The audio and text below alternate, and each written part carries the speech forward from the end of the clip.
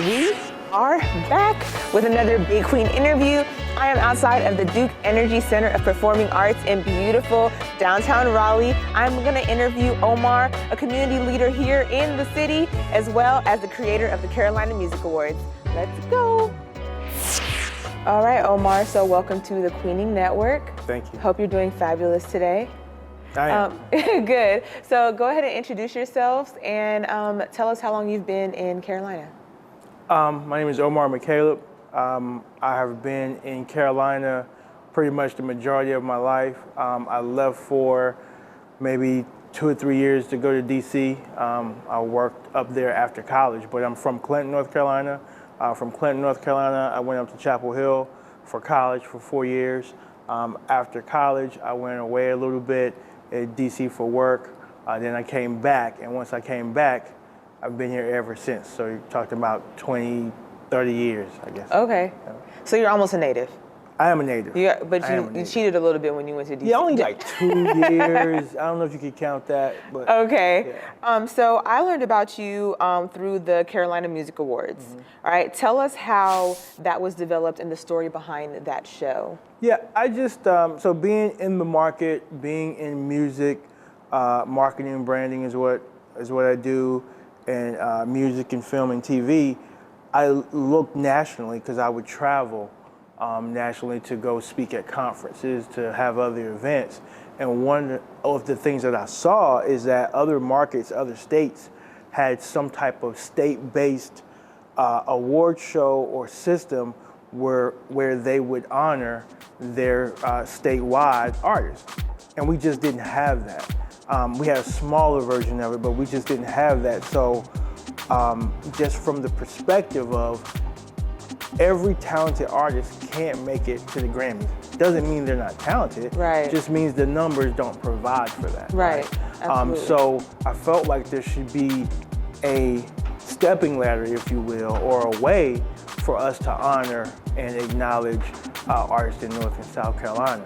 And so at first people were like, well, you can't do that. And I was like, well, why not? So we could do it if we decide to do it, and I get a good team of people together. And so we just did it. So it was more of a thing of, as they say in marketing, you see a need, you feel a need. And that's the basis of everything. We saw a need or we saw a void of something that wasn't happening, and we just decided to fill it. How is music impactful in your life, like personally, but then also on the business side? So I'm in marketing and branding in general. Okay. But I've always been, it's kind of one of those things that I can't do anything musically, like 0%. I've been in the studio so much with producers, Grammy producers, people who have doctorates in music. I'm around those guys all the time. So I've learned a lot over the years, but like personally, you know, I can turn the knobs in the studio and just some stuff like that. But I personally do everything in my life to music. I'm an avid music listener. I listen to some of everything. For some people, for some reason, people don't like Nickelback. I love Nickelback. I don't know. I like one song from Nickelback. I don't know what people have against it. But anyway, I listen to everything. I listen to rock, I listen to country, I listen to R&B. It's just a major, major part, you know, of my life on the personal side. On the business side, I think that there's so many talented people, and what I hope to do is to hopefully lend some of my expertise and knowledge, because a lot of times the talent doesn't connect to the business. And it is the music business with a capital B. Right. So you can be as talented and have the best songs in the world. If you don't have your business stuff together, then you know it's hard to be successful if you define success as making a living in the music business. Absolutely. Now, if you don't want to make a living for music, then have fun, enjoy yourself. And that's okay. Right. But if you have the intention of making a living via music, then you have to either fully understand the music business or have somebody on your team that does. You have to have a team. So I have clients, I have people that I work with now, and that's what we hope to do. I think the Carolina Music Awards starts you in that path. Okay, and so outside of the music awards, what other activities and brands are you involved with within the community? Man, that's a loaded question. So overall, what I do is marketing, brand, and business development. Okay. And so that can apply to so many things. Over the years, when I say I don't do anything in music, my creative side is in TV and film writing and producing. That's where I'm an artist when it comes to that part. So that's where my passions are. So we're working on a TV show now. We're working on a cooking show with 2,800 films, excuse me. We're working on animation with Black Astronaut Productions. We have multiple animation pieces coming out. I have 4 scripts that I wrote and co-wrote with another company. So we're just active in music, TV, and film. Okay. We're also active in sports marketing. I'm a football coach. So I try to take some of what I do in marketing and branding in general and apply it to coaching and kids that want to get recruited, because nowadays in sports, marketing has a lot to do with recruitment as well. Right, it's like a business. It is. Yeah. It is. Fortunately or unfortunately, it is a business, and some of it has to do with how well your brand is out there and what your brand says, because the recruiters are looking for, positive kids that play well, kids that are not going to get in trouble. You have to like advertise yourself almost absolutely. as an athlete. And also, yeah. I take my kids through a media training of sorts. I want to put them in front of the camera.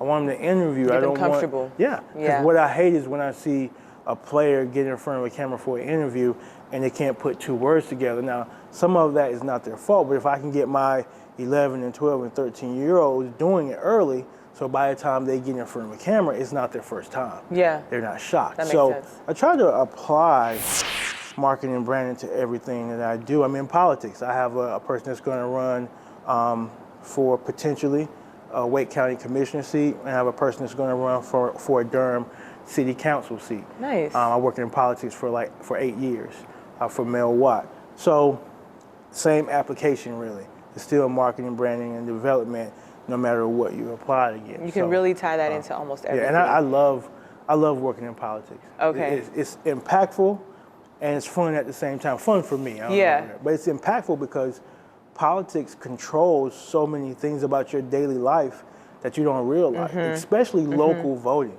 I try to encourage people to make sure you vote local, because I've sat on a number of city council commissions both in Durham and Raleigh. And we're making decisions about stuff on your everyday life. Where sidewalks go, where bicycle racks go, where benches go, what the bus routes are. We make those decisions. And so people don't realize how important local voting is. My last question to you is, what do you love about Raleigh? I love the opportunity that Raleigh provides. It is right in the middle of being a big city or a larger city, a growing city, without being, overbearing.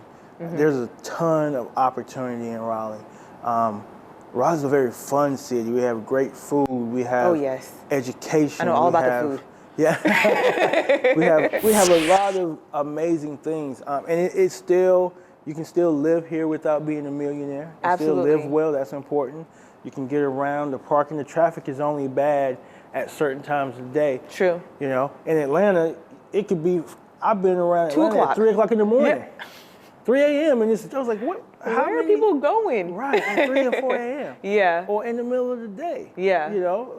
10 a.m. when everybody's supposed to be at work. It's a traffic jam. It's like a good balance here between the city life and like a residential life. It is. So that's what I love about Raleigh is the balance. Like you said, it's the balance of having city, and with RDU, you can get anywhere you need to go. Absolutely. And then bounce back and be home and have that great balance. And the opportunity here is tremendous. I have friends and colleagues that work in Atlanta and LA and New York, and they always like, oh, you need to move, we can do this, I need you here.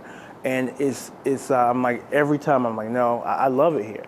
And I want to continue to develop and to grow not only my projects, but the other creators in the community. I want to help them develop and grow their projects as well, because the more we develop and grow this market, our market, the better it is for everyone. Absolutely. Well, we thank you for taking your time and coming and talking to us. We'll definitely be live and direct at the Carolina Awards this year. We're ready to get back out and capture that moment, and we look forward to seeing you. All right, thank you guys. Take care. Thank you for tuning in for another Big Queen interview. We will be back here at the Duke Energy Performing Arts Center in beautiful Raleigh, North Carolina, August 6th for the Carolina Music Awards. See you next time.